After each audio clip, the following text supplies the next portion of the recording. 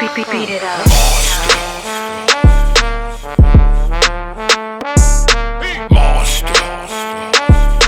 Welcome, everybody, ladies and gentlemen. Yes. Welcome to Monsta Mondayz. I'm your host, Mr. Monsta Man Rocco, aka Rockness Monsta. This is my partner and co-host. It's the Rang One, the main gun. You already know. Yeah, and our DJ Rek couldn't be here right now, but we figured DJ Rek, what up? We felt that we were competent enough to hold this down. We've agreed to not fight. You understand? In this because we don't have a referee.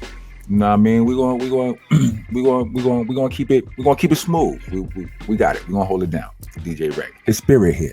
So we're gonna be calm. We're gonna be cool. We're gonna be collective. We got a nice show. We got a fun show today. You know what I mean? We're gonna talk about. Well, I don't know how much fun it is, but it's based around sports. You know what I mean? And unfortunately, there are some unpleasant, byproducts and side effects of sports and shit right now. And, it kind of goes into a conversation that we was having a couple of days ago. A couple of episodes ago, when we was talking about, the being able to accept and receive criticism.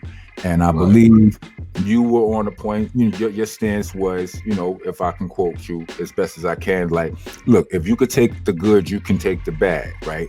And you should be able to. You get paid all this money, you love it when they say good things about you, you should be able to accept when they say bad things about you too, right? My stance was, just in case we're not clear, my stance was, I can relate to that, I can accept that, but it's a difference between saying bad things about what I said about my game or my whatever, my craft, and being disrespectful, right? So about the craft?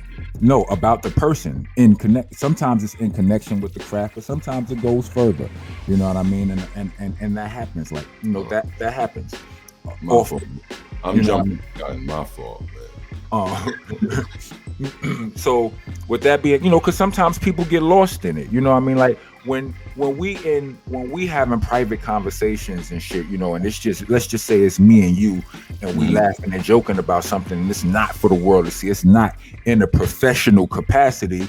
You know, when we just in the room smoking weed and joking as teenagers, or even as niggas in our 20s or adults, and we speaking freely, we might go ham sometimes. We might say things that we wouldn't say in front of the camera and all of that. And some of these people, analysts or people who have these platforms or whatever, they tread that line really, I don't know, they're still trying to let's just say they're still trying to figure out how to tread that line.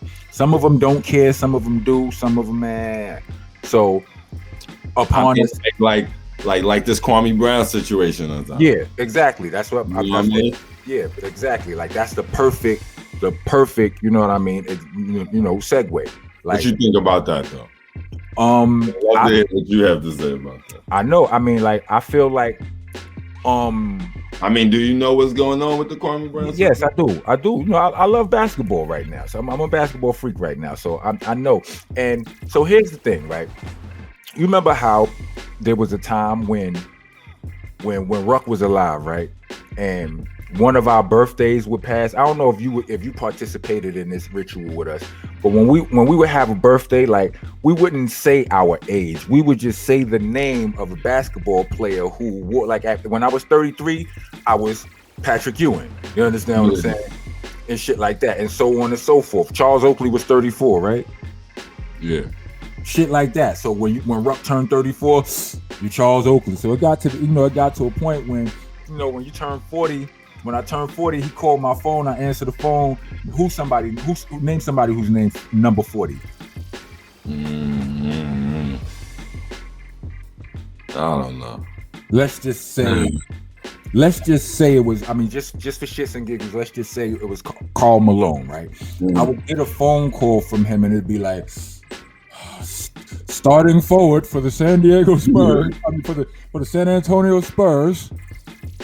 You know what I'm saying? And he would go through the whole shit. That was our thing, right? So one year, and back then I wasn't really a basketball fiend, right? Like that. So some years I would have to Google a player to match his age. You know what I'm saying? And one year, the only player that matched his age was Kwame Brown, right? And so I called him Kwame Brown, right? And he got mad. Like, he wouldn't accept it.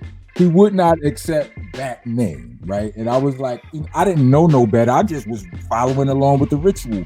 And I only bring that up to say that for a very long time, Kwame Brown's name has been associated or spoken about negatively in sports.